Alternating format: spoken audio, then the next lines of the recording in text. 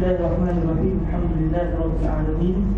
Wassalatu wassalamu ala asyrafil anbiya'i wal mursalin sayyidina wa habibina Muhammadin wa ala alihi wa ashabihi wa ashabihi ajma'in. Asyhadu an la ilaha illallah wahdahu la syarika lah wa asyhadu anna sayyidana wa habibana Muhammadan abduhu wa rasuluhu safiyyuhu min khalqihi wa habibuhu adda al-amanah wa balagha ar-risalah wa nasaha al-ummah wa kashafa Allahu bil ummah. Allahumma shalli wa sallim wazid wa barik ala sayyidina wa habibina Muhammadin wa ala ali sayyidina Muhammad. Amma ba'd. Alhamdulillah, syukur kita kepada Allah Subhanahu wa taala, dengan izin kepada Allah kita dapat dipertemukan sekali lagi pada pengajian lewat malam ini. Semoga majlis ini terus diberkati Allah Subhanahu wa taala dalam kita cuba menghidupkan salah satu turas yang begitu penting dalam alam raya kita, iaitu kitab Bahrul Majid karangan Syekh Muhammad Idris bin Abdul Rauf Al-Marbawi rahimahullah SWT.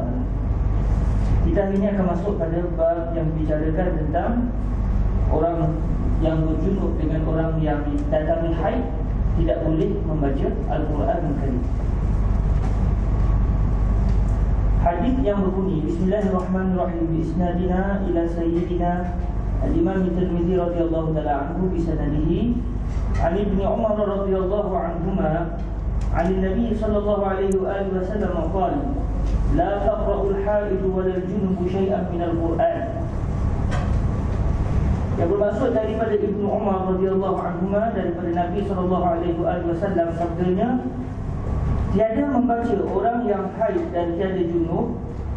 Maksudnya tidak membaca, tiada membaca orang yang haid dan tiada membaca juga orang yang junub. Syekh Al-Marbawi terjemahkan secara harfi, walal junub ay wala yaqra'u aidan al-junub, dan tiada junub maksudnya dan tiada juga membaca orang yang junub akan suatu daripada Quran. Qala Syekh Idris Al-Marbawi rahimahullah subhanahu wa ta'ala, bab ma jaa fi al-junub wal haid annahuma la yaqra'an al-Quran. 518, bab yang telah datang ia pada menyatakan orang yang junub dan perempuan haid bahawasanya keduanya tiada boleh membaca akan Quran.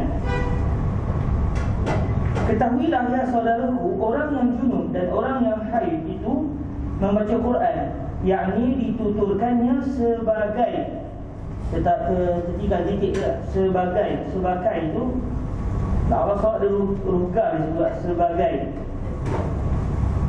Ketahuilah ya saudaraku, orang yang junub dan orang yang haid itu membaca Quran, yakni dituturkannya sebagai aturan Quran. Barang mana tempat daripadanya, maka ialah yang ditegah syarak, seperti yang tersebut dalam hadis yang dikeluarkan oleh Tirmidzi. Demikian bunyinya, an Ibnu Umar radhiyallahu anhuma an Nabi sallallahu alaihi wa alihi wasallam qala la taqra'u al-haid wa la al-junub shay'an min al-Quran.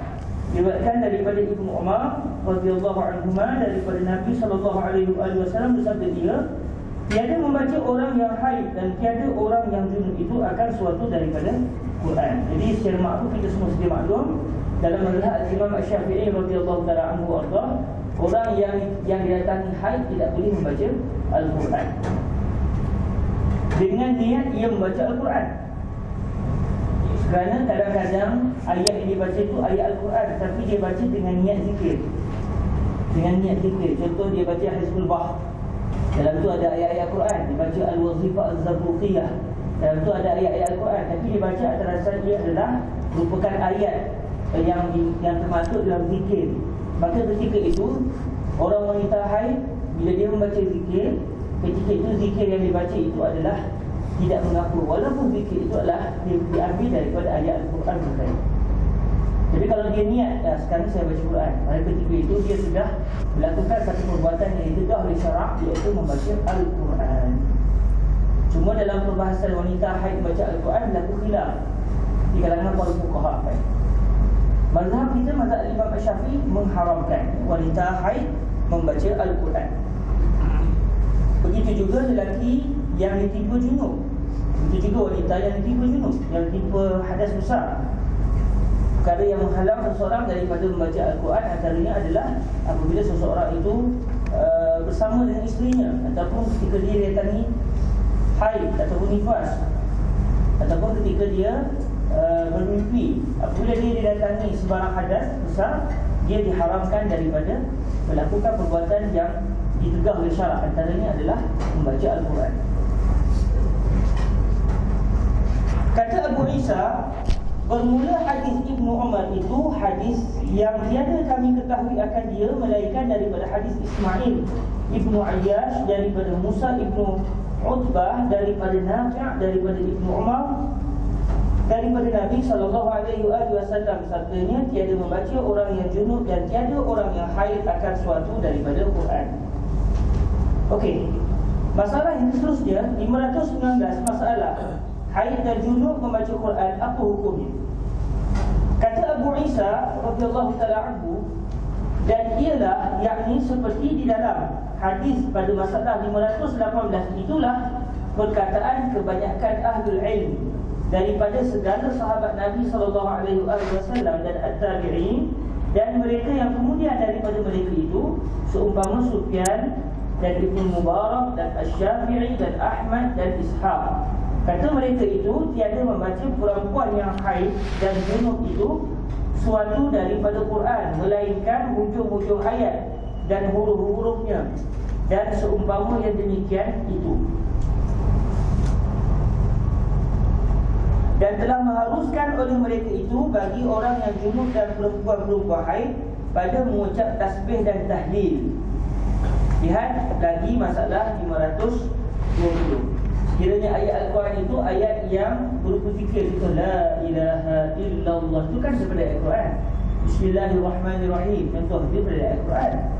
Jadi kalau ayat yang dibaca itu adalah ayat Al-Quran, tapi yang dibaca adalah dengan niat zikir, masa kita tak ada masalah.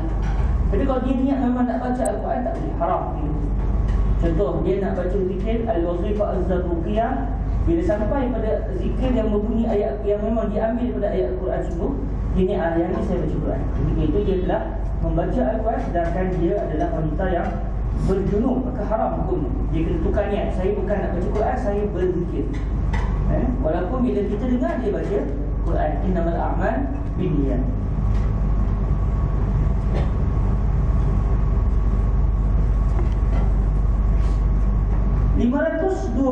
Masalah haid dan junub membaca Quran dan bersalah-salahan ulama padanya. Dalam mazhab Imam Ahmad, kalau tak silapnya, tak apa orang perempuan, atau Imam Malik, atau dua tu lah, yang mengatakan tidak mengapa wanita yang didatangi haid membaca Al-Quran. Jadi dia masih lagi dalam masalah khilaf di kalangan para ulama. Cuma apabila ada pendapat yang mengatakan haram, contoh mazhab kita, mazhab Imam Asy-Syafi'i kata haram, dalam masa yang sama ada pula pendapat yang kata halal. Kalau seseorang itu nak baca Quran juga sedangkan dia ditimpa haid, dia boleh beriktikad saya baca atas dasar kerana ia dibenarkan berdasarkan pendapat mazhab lain. Tetapi ada satu kaedah yang perlu untuk sama-sama kita ambil berat, iaitu al-khuruju minal khilaf mustahab. Sekarang ada ulama kata haram, ada ulama kata boleh. Okey, kalau kita nak buat salah satu, ahlan wa sahlan. Sebab kita tidak pernah diwajibkan oleh Allah untuk bermazhab Syafi'i saja. Namun kalau kita boleh keluar daripada khilaf, lagi banyak pahalanya. Wal khuruju minal khilaf mustahab. Kalau kita tak baca Quran langsung, wanita yang datang haid, dia tak baca Quran atas dasar dia pegang mazhab Syafi'i kata tak boleh baca Quran. Bagi ulama yang membenarkan baca Quran, adakah timbul masalah? Tak timbul masalah, sebab dia tak kata wajib baca Quran. Dia kata dibenarkan baca Quran walaupun datang haid. Jadi kalau dia tinggalkan terus daripada membaca Al-Quran, dia telah beramal dengan kedua-dua mazhab. Mazhab yang kata tak boleh, okey, kamu tak baca Quran, betul, sebab kalau kamu baca haram. Mazhab yang kata boleh baca Quran, bagi wanita yang bila datang haid dia tak baca Quran, mazhab tu kata okey, tak ada masalah, sebab saya tak kata wajib baca Quran ketika kamu haid, cuma kalau kamu baca tak masalah, tak berdosa bagi mazhab yang lain. Jadi bila kita dapat keluar terus daripada khilaf, maka itu yang lebih dituntut. Cuma sebagai peringatan, apa yang kita dengar ini adalah cukup di peringkat kita sebagai ahlul ilm, sebagai talibul ilmi. Tak perlulah untuk kita Bila pulang ke kampung nanti, tak apa makcik, nak baca Quran ketika haid pun tak ada masalah. Memeningkan masyarakat. Apatah lagi uruf di Malaysia kebanyakan kita bermazhab dengan mazhab Imam Asy-Syafi'i, maka berfatwalah dengan fatwa yang kena dengan mazhab setempat.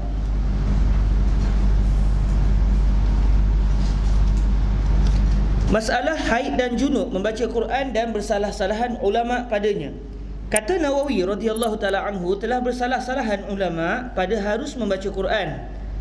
Harus di sini maknanya pada kebolehan, pada boleh atau tidak membaca Al-Quran. Sebab kadang-kadang harus dalam bahasa Melayu ni maksud dia mesti. Kamu harus pergi ke sekolah, kamu mesti ke sekolah, kerana jadi pening sebab dengan bahasa. Harus di sini maksud dia jawaz, al-ibahah. Telah bersalah-salahan ulama pada harus membaca Quran bagi orang yang junub dan perempuan haid. Maka jumhur, iaitu jumhur para ulama, mengharamkan membaca atas keduanya sama sekali. Izan allazi usiba bil hadasil akbar mamnu' lahu an yaqra al-Quran ala mazhabi jumhur ulama. Maka tiada farq, iaitu tiada beza, al-farq. Maka tiada farq, iaitu tiada beza di sisi kita antara satu ayat dan setengah ayat. Kamu baca satu ayat ke, kamu baca sebahagian ayat ke, so, alhamdulillah, dia ni baca Quran, iaitu alhamdulillah rabbil alamin, tapi dia tak baca sampai habis, tetap haram. Sebab dia sudah berniat membaca Al-Quran, walau yang dibaca itu tak penuh satu ayat. Contoh, subhanallazi, berhenti macam tu ya. Saya tak baca Quran kata. Sebab ayatnya subhanallazi asra bi 'abdihi laila, saya tak baca sampai habis. Dia niat saja baca Quran, haram walaupun dengan satu huruf di sisi jumhurul ulama. Maka tiada farak di sisi kita antara satu ayat dan setengah ayat. Setengah di sini maknanya sebahagian ayat, bukan mesti 1/2.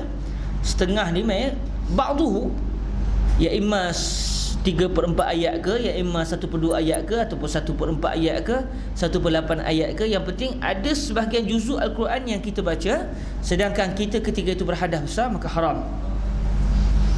Maka bahawasanya semuanya diharamkan. Dan jikalau mengucap orang yang junub akan bismillah atau alhamdulillah dan seumpama yang demikian itu, jika dikasadnya, iaitu diniatnya dengan dia, iaitu dengan bacaan yang disebut tadi, bismillah, seperti disebut alhamdulillah, dikasadkan dengan, jika dikasadkan dengannya akan Quran, nescaya haram atasnya. Dan jika dikasadnya dengan dia akan zikir, atau tiada dikasadnya suatu, nescaya tiada haram ia. Satu orang sebut, perempuan tu datang haid, alhamdulillah, awak baca apa tu? Saya sebut alhamdulillah. Itu salah satu ayat dalam Al-Quranul Karim. Alhamdulillahi rabbil alamin, anti ditimpa haid. Oh ya ke? Saya tak terfikir pula yang tu ayat Quran, saya fikir zikir. Okey, selesai. Atau kamu dah baca Quran, ya ke? Fikir apa tadi mas sebut? Entah, tak fikir zikir, tak keluar sini macam tu so seronok gitu. Tak fikir langsung ayat Quran. Dia langsung tak fikir sama ada dia sebut itu atas dasar zikir atau dasar ayat Quran. Maksud dalam bahasa Arab atlaqa, lam tanwi ayyaniyatin bal atlaqat. Maka ketika itu dia juga tidak dianggap berdosa kerana dia tidak mempunyai niat membaca Al-Quranul Karim.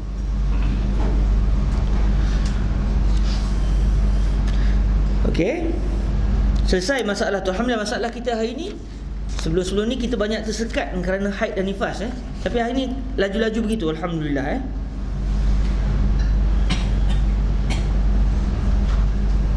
Jadi kalau ayat yang dibaca tu bukan ayat zikir, tapi dia niat Al-Quran, dia niat zikir, macam mana tu? Dia bukan ayat zikir. Contoh ayat Al-Quran yang bukan zikir, contoh, ya ayyuhallazina amanu idza qumtum ila sholati faghsilu wujuhakum wa aydiyakum ilal marafiqi wamsahu bi ru'usikum. Kawan kata, baca Quran dah, saya niat zikir. Itu bukan ayat zikir. Tak ada lagi setakat kita baca jumpa aurat-aurat zikir, tiba-tiba keluar ayat tu, kan?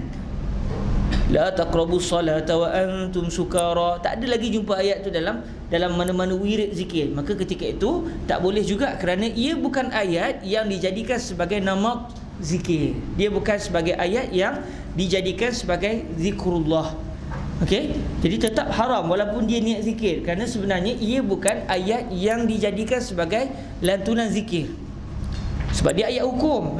Tapi kalau contoh katakan kita baca satu zikir, kemudian dalam zikir tu disebut mustadillan biqaulihi ta'ala, lepas tu dia baca kan, maka ketika itu dianggap sebagai zikir kerana dia sudah dijadikan sebagai salah satu sebahagian zikir. Saya dengar perkara ini daripada Fadilatul Syekh Said bin Shaltun. Jadi kata kalau seseorang tu baca ayat Quran tapi dia niat zikir, sedangkan ayat tu bukan ayat zikir, ia tetap dianggap haram baca Al-Quran.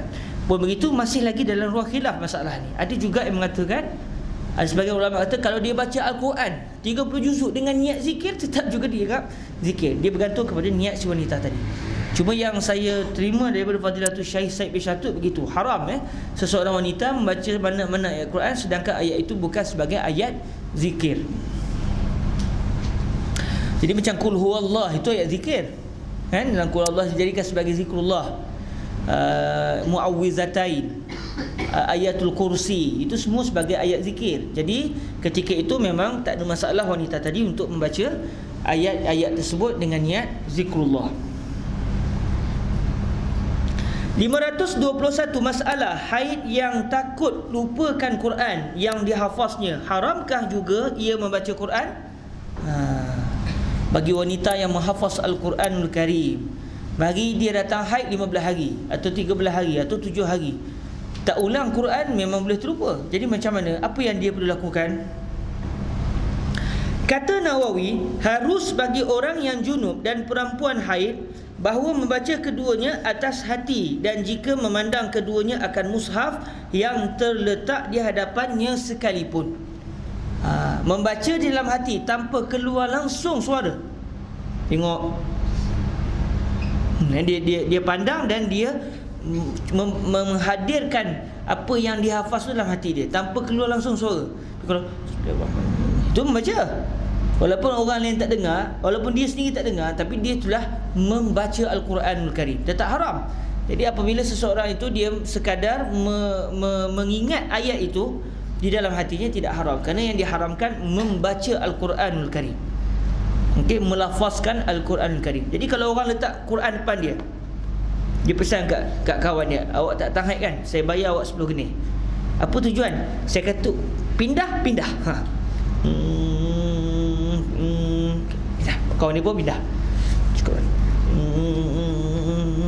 pindah. Okey, kawan dia pun pindah. Kawan tu tak tahan, dia kawan tu pindah. Dia yang datang haid, dia baca dalam hati, tapi bukan gitulah kan. Kalau gitu pun okey lagi, tak bunyi Quran tu. Jadi tetap tidak masalah ketika itu, kerana walaupun dia membaca dalam hati, tetapi ia bukan satu bacaan. Sebab dalam perbahasan fiqh, membaca itu mesti talafuz. Ya, kalau orang baca, oh tak baca Fatihah ke? Dalam hati Syekh, nak sembahyang kan, tengah sembahyang, tak baca Fatihah tak? Baca tapi dalam hati. Tak baca dalam hati itu tak dinamakan sebagai bacaan, maka tak sah sembahyang kalau baca Fatihah dalam hati. Mesti dilafazkan, sebab dia termasuk al-arkan al-qauliyah. Bagi salam contoh, tak baca Assalamualaikum, dah hati, Allah tahu. Dah, walaupun Allah tahu batal sembahyang, Allah tahu dah sembahyang tu batal, selesai masalah. Jadi kena lafazkan. Jadi bagi wanita ini, penyelesaiannya adalah dia membaca di dalam hati, supaya tidak hilang bacaan Al-Quran yang dihafaznya. Okey, sekali lagi kata Nawawi, harus bagi orang yang junub dan perempuan haid bahawa membaca keduanya atas hati, dan jika memandang keduanya akan mushaf yang terletak di hadapannya sekalipun, biduni massil Quran wa biduni hamlil Quran, lianna hamlal Quran wa massal mushaf haram 'alal haid wa kazalika 'alal junub. Jadi orang nak tolong letak dia. Kalau dia nak pindah, dia minta orang nak tolong balikkan helaian Al-Quran itu. Jadi ketika itu tidak ada masalah. Kata Ibnul Arabi,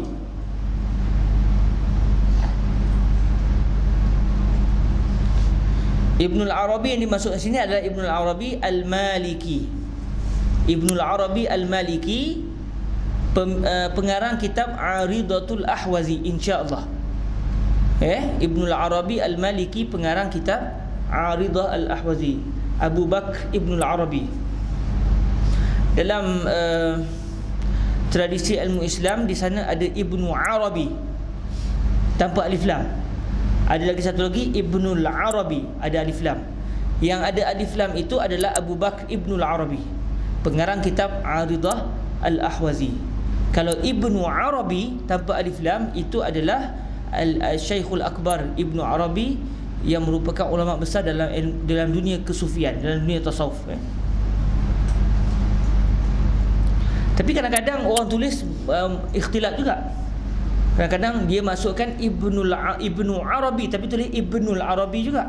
Tapi secara tepatnya kalau kita sendiri nak tulis, kalau yang kita inginkan adalah sahibu Aridatul Ahwazi, Al-Imam Abu Bakr Ibnul Arabi, yang merupakan antara ulama dalam mazhab Al-Imam Malik, maka kita datangkan alif lam Ibnul Arabi. Tapi kalau tanpa alif lam itu merujuk kepada Al-Syeikh Al-Akbar, Imamul Akbar Ibnu Arabi, yang dihukumkan sesat oleh sebagian orang. Bahkan ada yang mengatakan dia terkeluar daripada agama Islam. Masalahnya orang menilai berdasarkan lafaz yang dikeluarkan, sedangkan orang sufi ni kadang-kadang apabila Allah simbah mereka dengan ma'ani, mereka tak jumpa lafaz nak takbirkan apa yang mereka rasa. Akhirnya mereka menggunakan kalimah dengan orang faham itu adalah sesat, sedangkan yang mereka maksudkan adalah lain. Masalah istilah. Contoh, sebagai contoh, orang sufi tersebut, kita berdoa, kita harapkan Allah bagi kita sampai kepada maqam wahdatul syuhud ataupun wahdatul wujud. Wahdatul wujud, kalimah wahdatul wujud bila difahami oleh kebanyakan orang, itu menunjukkan dia telah menyatu dengan Tuhan. Dia dah jadi Tuhan. Tuhan dah menjelma, dah meresap ke dalam dirinya. Itu kefahaman orang ni memang kafir lah. Mana boleh kita anggap Tuhan masuk dalam badan kita? Kalau itu Tuhan dah bertempat dan kita pula jadi Tuhan. Jadi di sisi sebagai orang, bila ada orang kata kami nak sampai kepada makam wahdatul wujud, hantar syekh kafir, habislah kan. Tetapi wahdatul wujud yang dimasukkan oleh kaum sufi bukan menunjuk kepada Allah Ta'ala menyatu pada diri dia, tetapi merupakan satu makam, satu tingkatan yang mana seseorang itu langsung dah tak nampak benda lain dah. Dia lihat apa benda pun dia sudah tidak merasai kewujudan alam, yang dia rasai adalah kewujudan Allah. Dia tengok benda pun dia tak nampak langsung alam dah, yang dia hanya nampak adalah Allah. Maka ketika itu dia dinamakan sebagai wahdatul wujud, kesatuan yang wujud, iaitu Allah Subhanahu Wa Taala. Maksud kita ni pada hakikatnya tidak wujud. Dengan maksud hakikatnya kita ini bukan wujud dengan sendirinya, tapi kita ni wujud dengan sebab Allah mewujudkan kita. Benda tu betul, wahdatul wujud.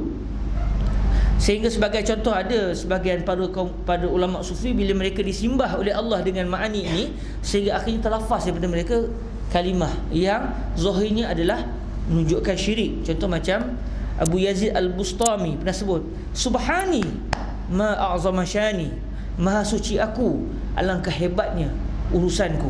Maha suci aku, Subhani, kalam sa'ab, kafir lah kan. Tapi ketika itu dia bercakap atas lisan wahdatul wujud, bukan kerana dia mengatakan dia jadi Tuhan, tak, dia panggil jazbah.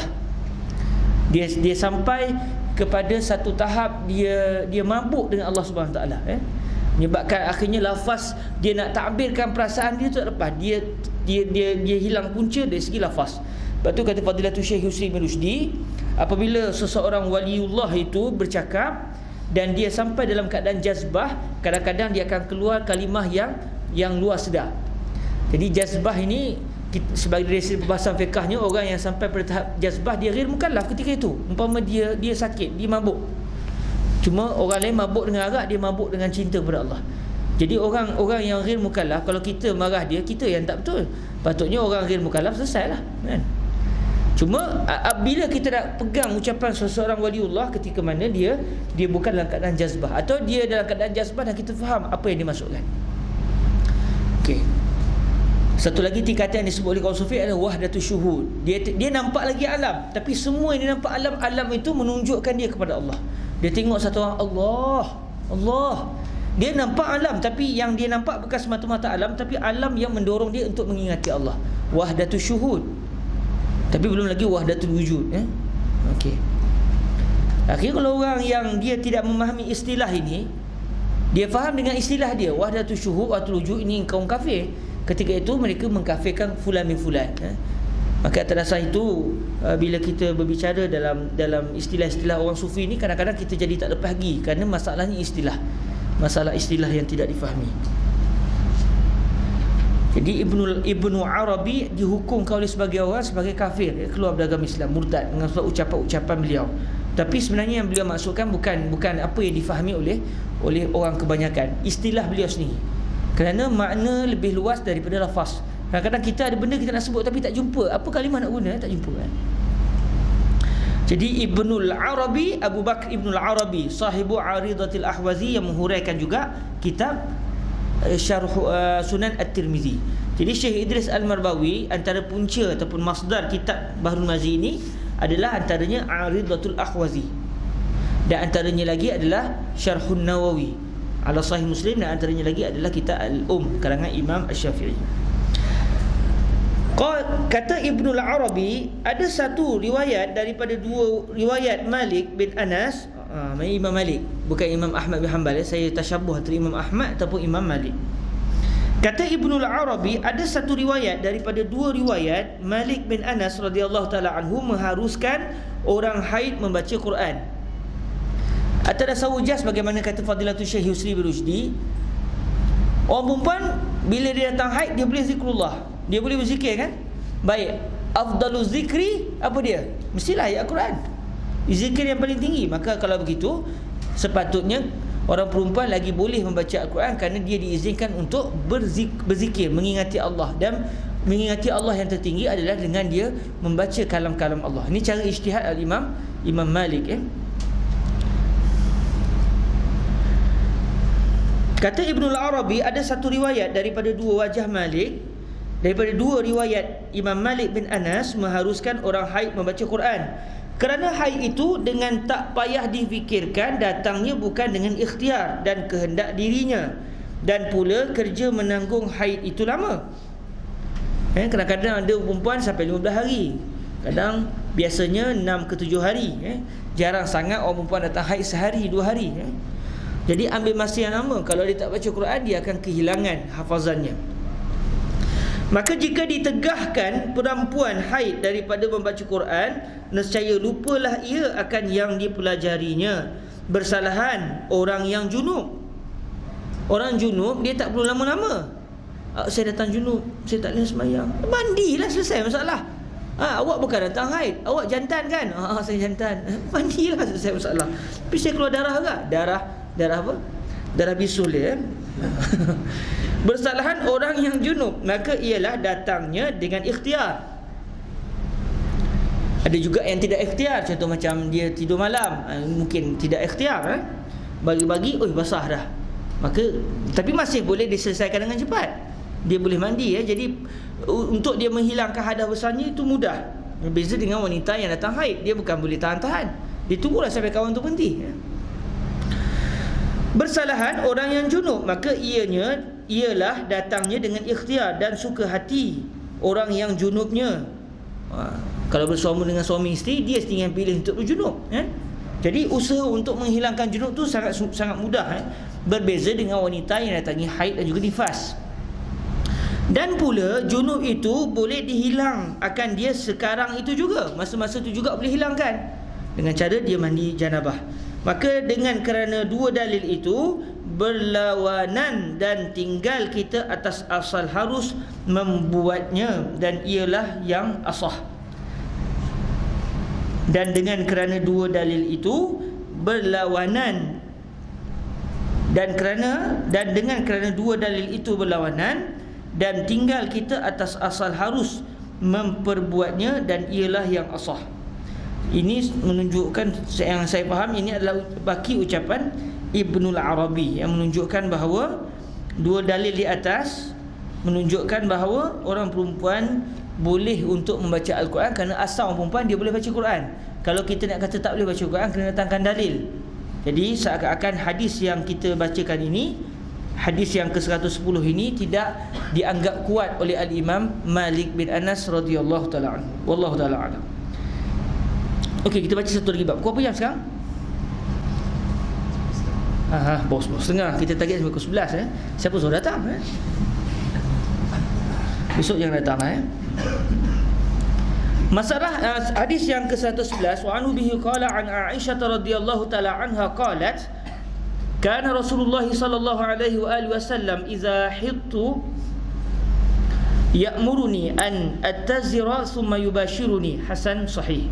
Daripada Sayyidatuna Aisyah radhiyallahu taala anha katanya, adalah Rasulullah sallallahu alaihi wasallam apabila haid aku, iaitu apabila saya haid, itu saya Sayyidatuna Aisyah haid, menyuruh ia akan daku bahawa memakai kain pinggang. Pakai kain lah pakai kain. Maksud dia ada lapik, ada penghalang di antara pusat dan juga lutut Kemudian menyentuh ia akan daku, iaitu baginda Nabi pun berseronok-seronok dengan Sayyidatuna Aisyah pada kawasan selain daripada pusat dan juga lutut.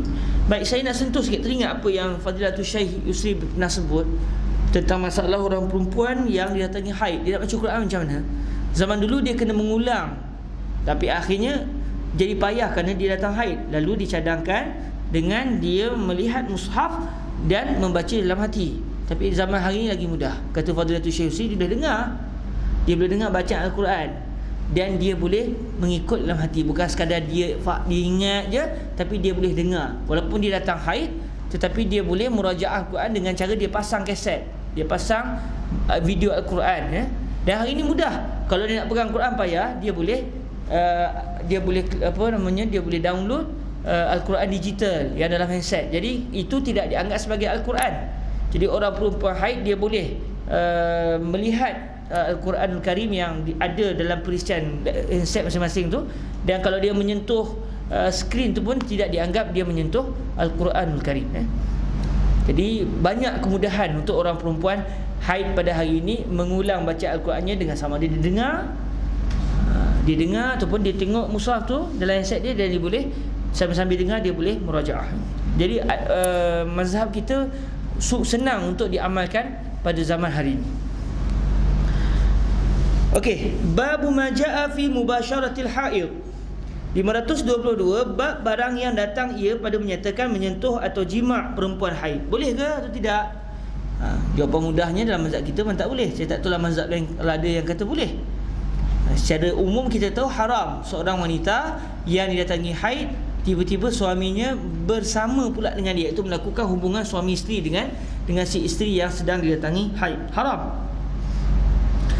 Cuma dalam masa yang sama, walaupun kalau dari segi persetubuhan itu haram, namun orang lelaki boleh untuk menyentuh tubuh badan isterinya selain daripada kawasan di antara pusat dan lutut Dia payah juga nak cerita dengan orang bujang-bujang ni kan. Dengar je jangan dibayang-bayangkan Dari segi perbahasan hukumnya gitu. Kalau dia suka pegang gigi isteri dia, ahlan wa sahlan, tafadhal. Suka pegang hidung, sononya okey, silakan.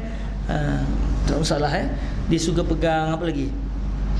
Dia suka pegang telinga isteri dia, boleh, ahlan wa sahlan. Tapi di antara kawasan pusat dan lutut itu diharamkan diharamkan.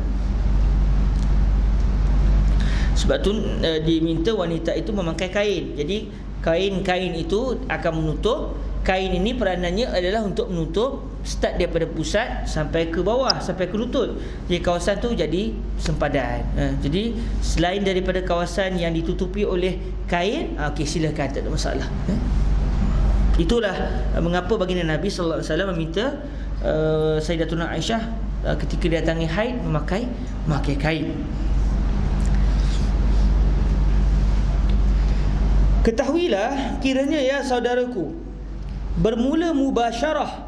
Mubasyarah ni biasa orang kita Melayu sebut, terjemahnya bersedap-sedapan. Mubasyarah ni saling basyarah saling kulit mengulit. Maksud dia saya pegang kamu, kamu pegang saya. Maksudnya berseronok. Bermula mubasyarah itu satu ketika dikatakan Arab ke atas makna jima', dan satu ketika dikatakan atas makna sentuh. Maka semuanya itu masing-masing dengan hukumnya akan disebutkan pada masalah-masalahnya akan datang. Kadang-kadang disebut mubasyarah ni dengan maksud itu. Tapi bila baca dalam kitab-kitab fiqh, bila sebut basyara imra'atah, kadang-kadang dia banyak digunakan merujuk kepada bersedap-sedapan, tapi kadang-kadang maksud sedap-sedapan tu sampai kepada persetubuhan, ya. Jadi setiap satu tu dia ada hukum dia. Dan sekarang menerangkan hadisnya yang dikeluarkan oleh Tirmizi radhiyallahu taala anhu lebih dahulu. Demikian bunyinya. An Aisyah radhiyallahu taala anha qalat kana Rasulullah sallallahu alaihi wasallam idza hittu ya'muruni an attazhir summa yubashiruni.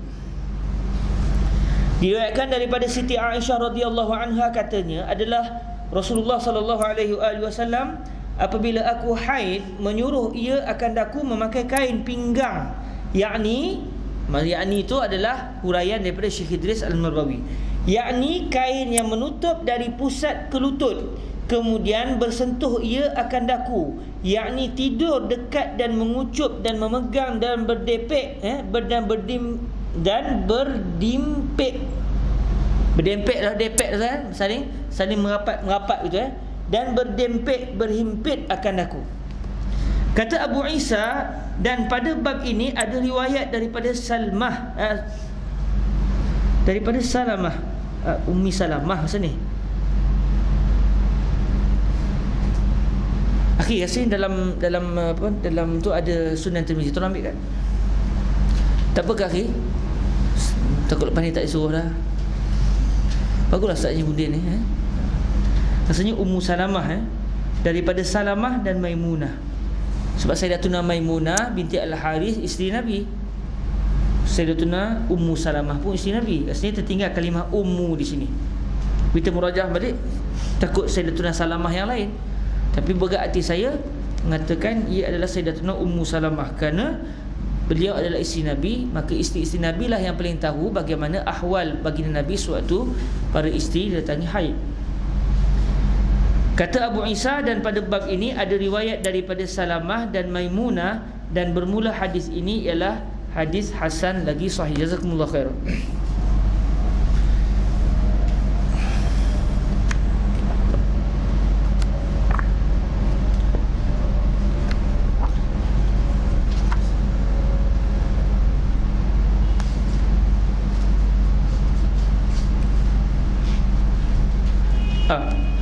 Babu ma jaa fi mubasharatil haid. Allahu wadah. Alhamdulillah. Kelebihan kita tak merajaah ni seronok agak. Time-time tu baru jumpa. Bila jumpa tu kena pula seronok. Lebih seronok daripada nasi tadi.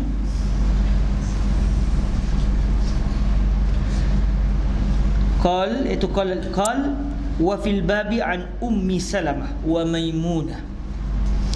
Qala Abu Isa hadithu Aisyah hadithun hasanun sahih wa huwa qawlu ghairi wahidin min ahli al-ilmi min ashabi Nabi sallallahu alaihi wasallam wa tabi'in wa bihi yaqulu Syafi'i wa Ahmad wa Ishaq. Jadi tertinggal kalimah ummu di situ, tertinggal kalimah ummu. Okey, 5 lo pen dan bukan pen saya ni, pen wakaf. Kat Ruak Jawi kita banyak pen wakaf, banyak orang tinggal pen. Memang dia niat nak tinggal supaya senang digunakan. Jadi siapa jumpa tu guna je. Wasahih Ummu Salamah. Jadi boleh tambah, tertinggal huruf ummu tu. Kata Abu Isa, dan pada bab ini ada riwayat daripada Sayyidatuna Ummu Salamah dan Maimunah, yang kedua-duanya adalah ummahatul mukminin radhiyallahu taala anhun. Dan bermula hadis ini ialah hadis hasan lagi sahih. Antara hikmah Nabi berkahwin ramai adalah supaya isteri-isteri Nabi dapat menyampaikan kepada masyarakat tentang hukum hakam seorang suami dengan isteri. Kalaulah seorang isteri Nabi itu hanya seorang, kalau isteri Nabi itu tak cerita, ada benda dia terlupa, habis hilang hukum tadi. Jadi itu di antara hikmah mengapa isteri-isteri Nabi ini Allah takdirkan banyak. Pun begitu, Nabi lah yang paling dari segi hukum syaraknya, Nabi lah yang paling sedikit sekali isteri berbanding dengan para Nabi dan para Rasul sebelum kedatangan baginda Rasul sallallahu alaihi wasallam. Sayyiduna Daud alaihi salam 100 orang isteri. 100 orang isteri. Syariat dulu membenarkan. Lepas tu kalau ada orang Kristian ataupun orang Yahudi yang bercakap tidak elok kepada baginda Rasul sallallahu alaihi wasallam dari sudut perkahwinan yang ramai, sebenarnya sepatutnya mereka buka balik kitab Bible mereka, kerana dalam Bible diceritakan tentang isteri-isteri para nabi ni lebih daripada seorang, bahkan sampai Sayyidina Daud alaihi salam 100 orang. Syariat membenarkan, syariat ketika itu membenarkan. Namun untuk baginda Rasul sallallahu alaihi wasallam 11 orang. Nabi ada 11 orang isteri dan 2 orang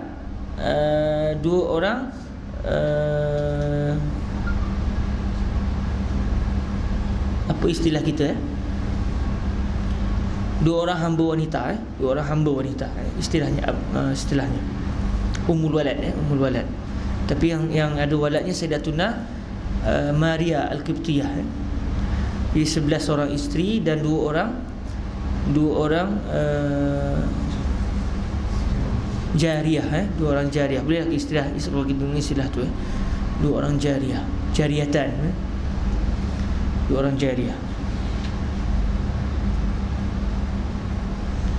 Bila disebut Nabi ada 11 orang isteri dan dimasukkan sekali dengan Sayyidatuna Maimunah, Sayyidatuna Maria Al-Qibtiyah, sebenarnya Sayyidatuna Maria bukan isteri, sebenarnya adalah hamba wanita ataupun jariyah yang dihadiahkan oleh Muqawqis, Raja Mesir, kepada baginda Rasul sallallahu alaihi wasallam. Dan daripada Sayyidatuna Maria akhirnya lahirlah Sayyiduna Ibrahim ibni Nabiillah Muhammadin alaihi salam.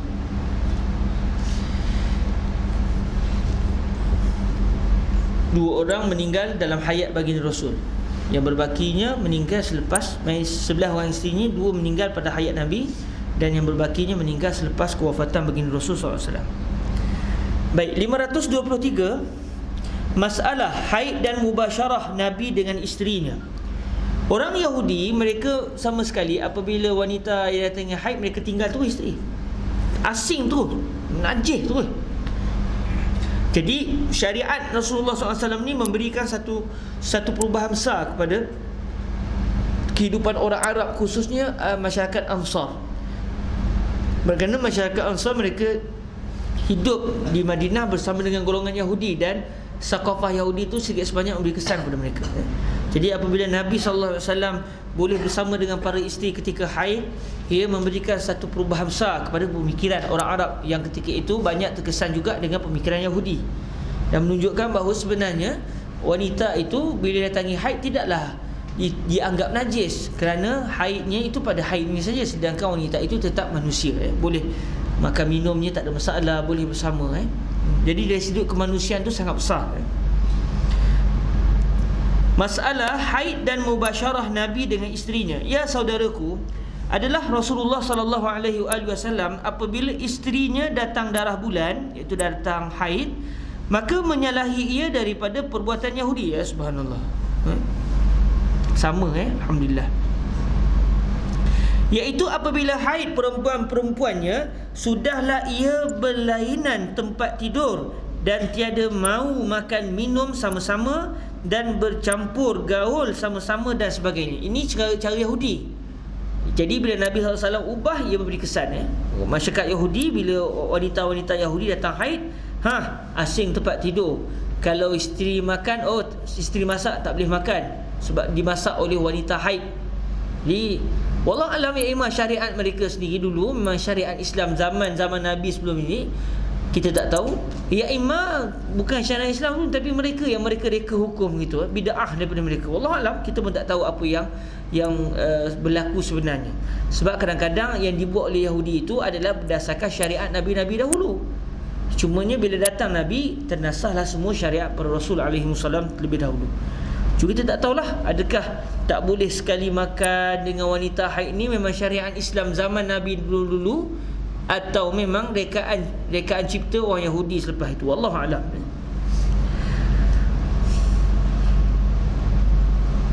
Maka benci Rasulullah sallallahu alaihi wasallam akan perbuatan mereka itu di atas perempuan, apakala benci ia akan perbuatan Yahudi itu, menyalahilah ia akan dia.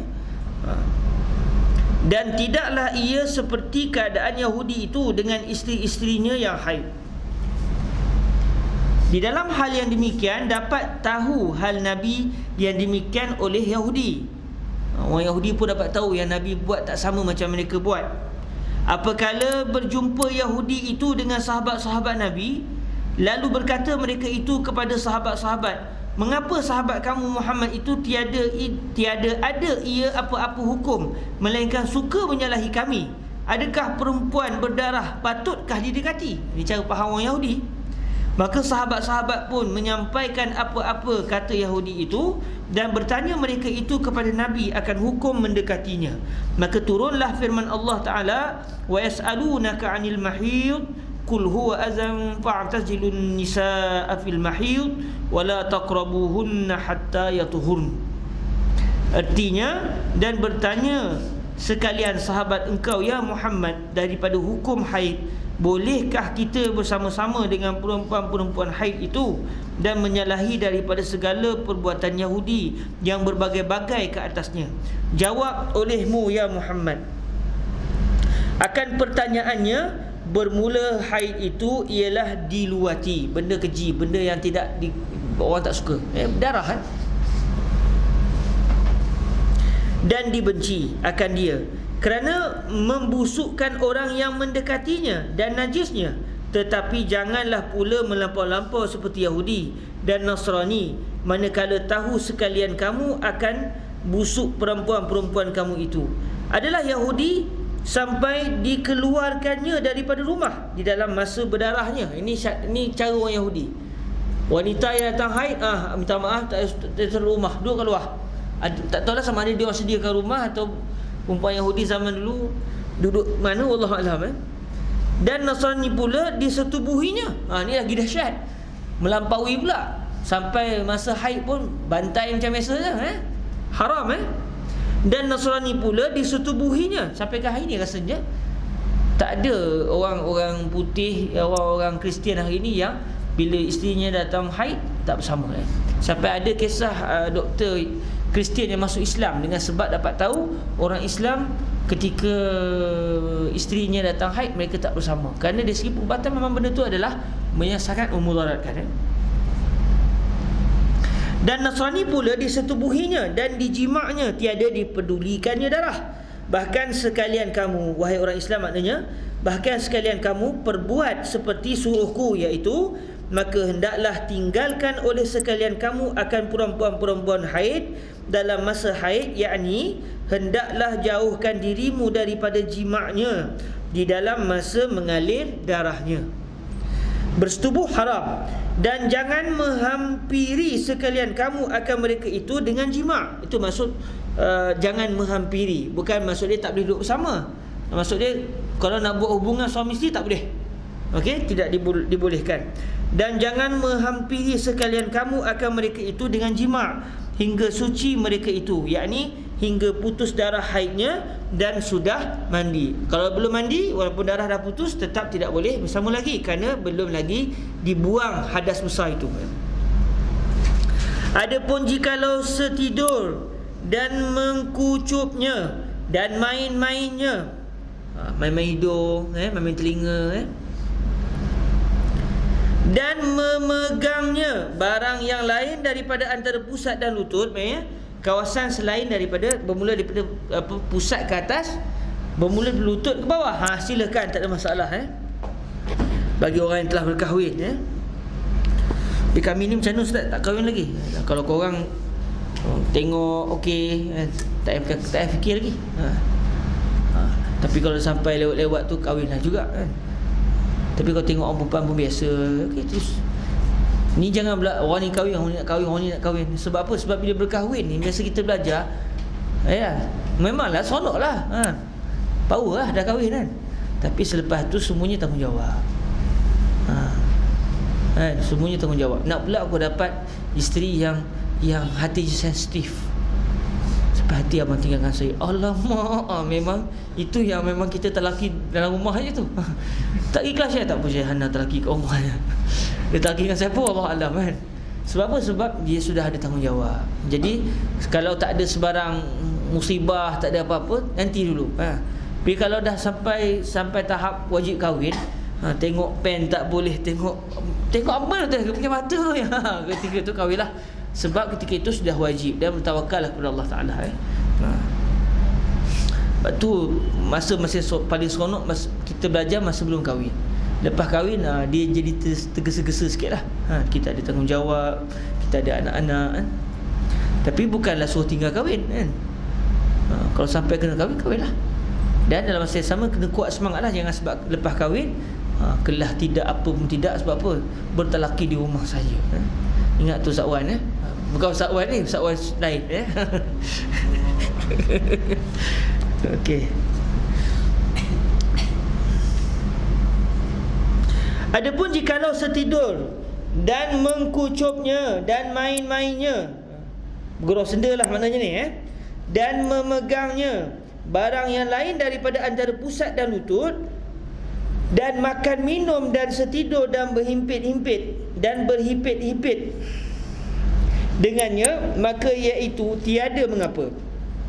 Sebab yang haram satu je, bersetubuh. Satu lagi yang haram, memegang kawasan di antara pusat dan lutut. Okey, dua yang haram. Selain daripada itu tak ada dah. Maka dengan firman Allah Ta'ala, jadilah pergaulan Islam dengan isterinya tiadalah menunjukkan benci seperti Yahudi, dan tiada menunjukkan menurut syahwat seperti Nasrani. Firman Allah Ta'ala lagi, fa iza tatahharna fa'tuhunna min haitsu amarakumullah. Maka apabila suci mereka itu, tertinggal huruf zal tu fa iza huruf zal tu tertinggal. Fa iza tatahharna fa'tuhunna min haitsu amarakumullah.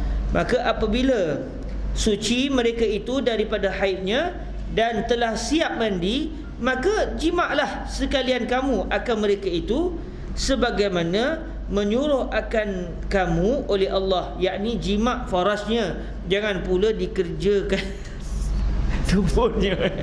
Okey, syih ayat syih. Okey, pun begitu, maksudnya bukanlah wajib sunat. Bukan sunat sorry, harus.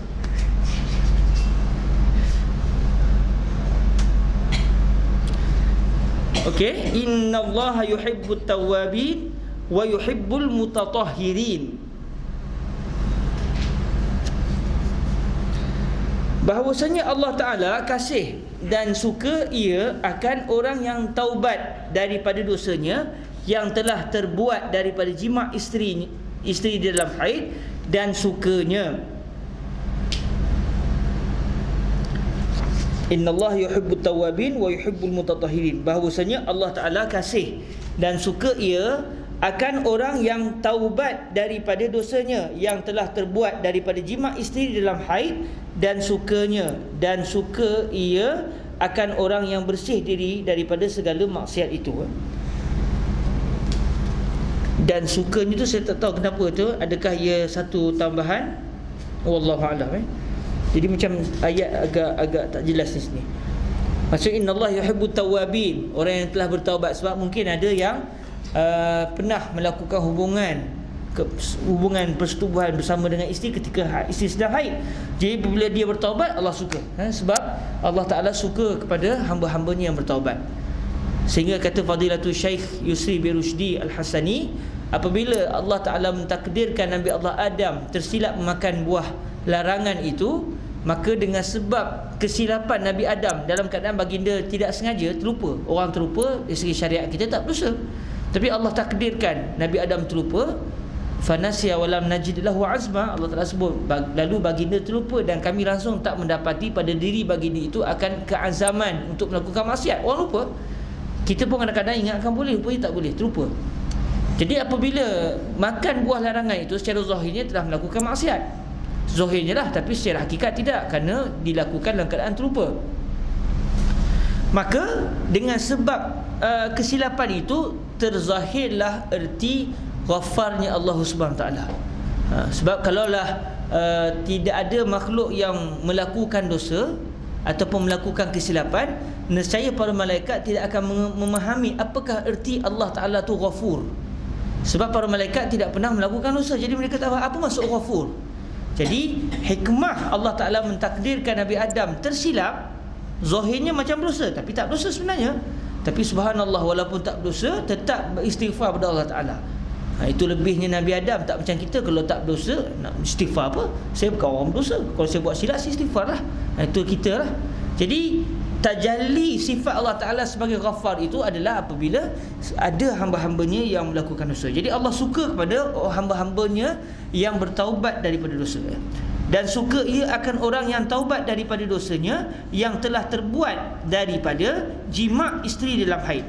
Daripada di sini kalau dalam masalah min bayaniyah, apa benda yang maksiat dia buat, antaranya contoh dia berjima' dengan isteri sewaktu isteri sedang dalam keadaan haid, dan sukanya. Allah sawab saya ingat, dan sukanya ini tambahan ya, wallahu alam. Dan sukanya itu seakan-akan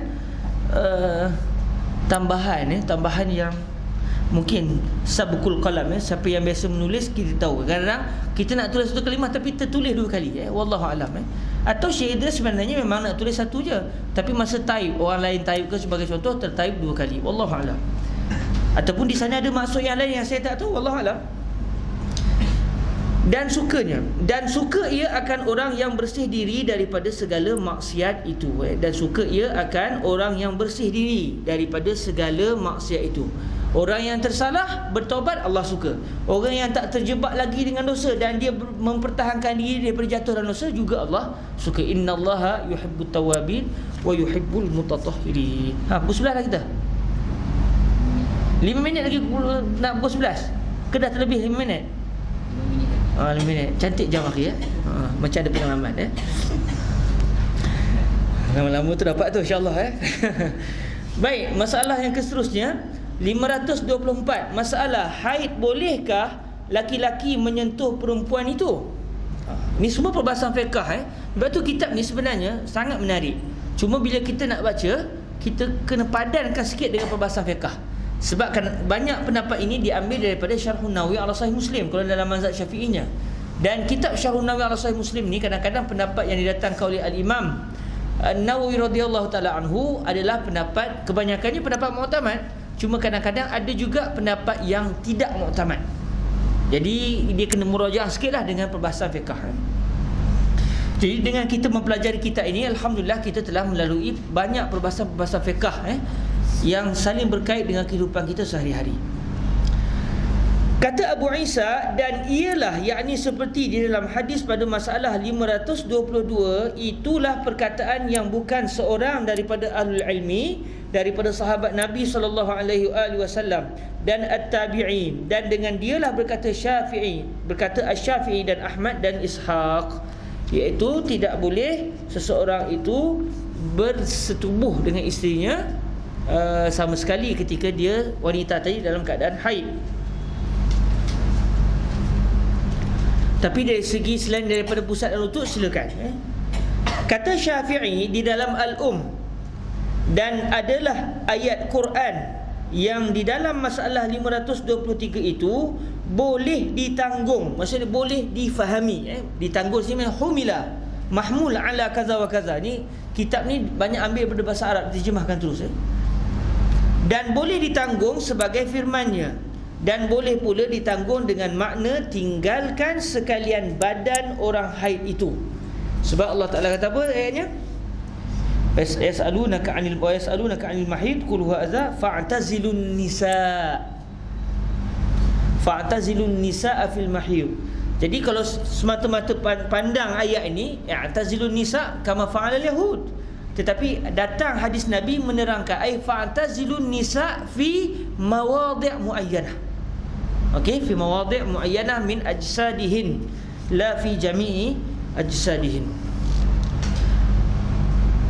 Kata Syafi'i di dalam dan adalah ayat Quran yang di dalam masalah 523 itu boleh ditanggung sebagai firman-Nya, dan maksudnya boleh ditanggung sebagaimana yang kita faham, boleh ditanggung sebagai firman-Nya, dan boleh pula ditanggung dengan makna tinggalkan sekalian badan orang haid itu.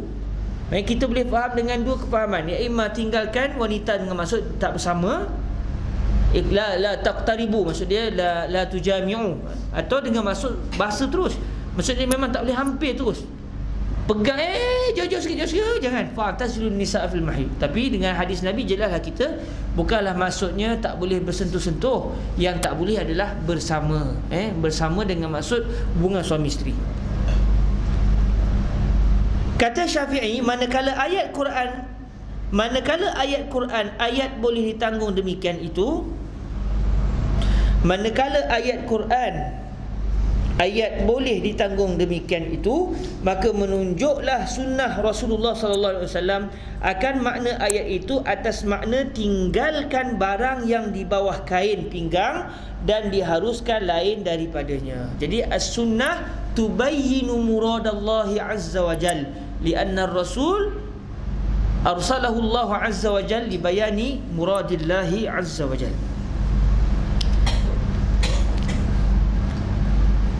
Okey, kita berhenti setakat yang dahulu. Dah pukul 11 kan? Jam akhir pukul apa sekarang? Cantik jam tu ya. Pukul 11 lah. Jam tu saya jaga ya. 2-3 hari juga tu rasa. Elok jam tu ya. Bahasa Arab. Okey, alhamdulillah kita berhenti setakat yang dahulu. Besok hari Khamis ya. Besok hari Khamis insya-Allah saya kalau ada rezeki pukul 10 lebih-lebih sikit lah, sebab Syekh Syed ada kelas khusus dengan beberapa orang pelajar di sini sampai dalam pukul 10. Betul Syekh akan turun. Mungkin kita akan start dalam 10 suku, 10.30. Tapi kita berhenti tetap pukul 11. Jadi hari Khamis tu kita akan berhenti pukul 11 ke lah, macam hari-hari lain. Cuma mungkin kita akan lewat sikit selepas Syekh dah naik kereta balik, baru kita start. Bagi siapa yang nak ikut kelas ni dia akan habis lewat Jadi bila lewat tu nak balik pun masalah, semua tu akan memberikan masalah pada sahabat-sahabat nak datang pun payah, malam nak balik pun susah, tu semua ni. Lepas tu kalau kita balik asyik pula mungkin la qadarullah macam-macam. Jadi fikir-fikirkan untuk datang kelas ni kelas ni bahaya jangan datang. Okey, sekarang tu dahulu kita bersalawat ke atas Rasulullah sallallahu alaihi wasallam. Moga majlis ini berkati Allah Subhanahu wa taala. Allahumma salli afdhala salatin ala as'adi makhluqatika sayyidina Muhammadin wa ala wa sahbihi wa sallim adada ma'lumatika wa midada kalimatika kullama zakaraka dzakiruna wa ghafala an dzikrihil ghafilun. Allahumma salli afdhala salatin ala as'adi makhluqatika sayyidina Muhammadin wa ala wa sahbihi wa sallim adada ma'lumatika wa midada kalimatika kullama raka dzakiruna wa ghafala an dzikrihil ghafilun. Allahumma salli afdhala salatin ala as'adi makhluqatika sayyidina Muhammadin wa ala alihi wa sahbihi wa sallim adada ma'lumatika wa midada kalimatika kullama zakaraka dzakiruna wa ghafala an dzikrihil ghafilun. Allahumma ja'alna min ibadika at-tawwabin warzuqna fahman nabiyyin wa hifzal mursalin wa ilhamal malaikatil muqarrabin. Rabbana atina fid dunya hasanah wa fil akhirati hasanah wa qina azaban nar. Wa sallallahu ala sayyidina wa maulana Muhammad wa ala alihi wa sahbihi wa baraka wa sallam. Alhamdulillahi rabbil alamin. Subhanakallahumma bihamdik asyhadu an la ilaha illa anta astaghfiruka wa atubu ilaik. Bismillahirrahmanirrahim. Wal 'ashr innal insana lafi khusr illa alladhina amanu wa 'amilus solihat wa tawasaw bil haqq wa tawasaw bis sabr. Wassalamualaikum warahmatullahi wabarakatuh.